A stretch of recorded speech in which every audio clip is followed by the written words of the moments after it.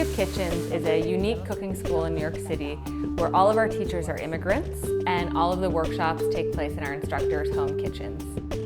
My daughter went on Craigslist and she found they were looking for, cooks and whatever, and she's like, suggested, Mom, why don't you try it? We currently have 8 instructors from Afghanistan, India, Lebanon, Korea, Greece, Trinidad, Argentina, and Bangladesh. There's a huge surge of interest in food, especially among young people, and I think what we're offering is an experience that uses food and cooking as a conduit for cultural learning and cross-cultural exchange and meaningful interaction. Because for many of our instructors, one of the things they've taught me is that for their cuisines, the sort of fullest expression of their cuisine is really found in the home.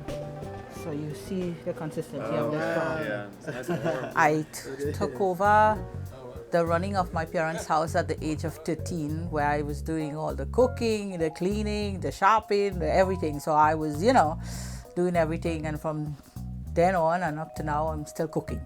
And it seems as no matter where I go, I always end up in the kitchen. Today, our menu, we're gonna have curry goat, bus-up shot, chickpeas with potatoes, dal, and rice.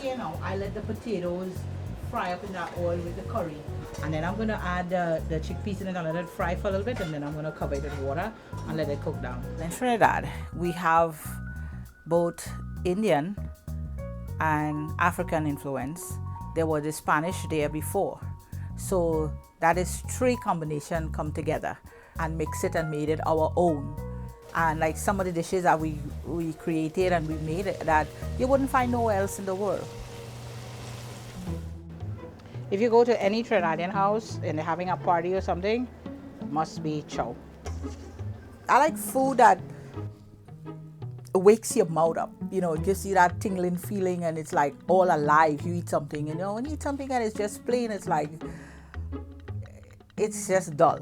And to me, I'm like very excited and I like food to be like that same, maybe my personality. It doesn't have to be perfect, but you want it to make Often cookbooks or the internet leave out certain subtle techniques or methods or approaches, and there are certain things you really need to learn from a person. And that's really the difference between food that's sort of good and food that's exceptional. So you got the sweetness, you got the little spiciness, and yeah. So often there's very little meaningful interaction either between immigrant groups or between immigrants and non-immigrants. And the interactions that there are usually service-based. It's usually the guy at the bodega or the waiter at the restaurant or the person at the dry cleaners.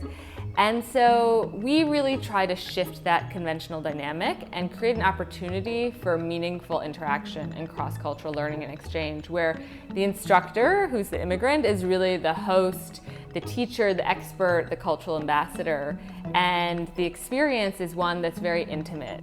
Nobody have ever come to my house and say they didn't get food.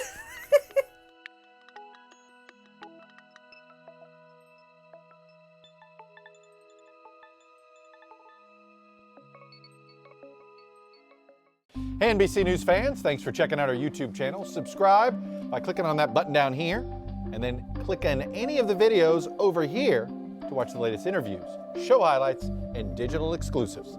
Thanks for watching.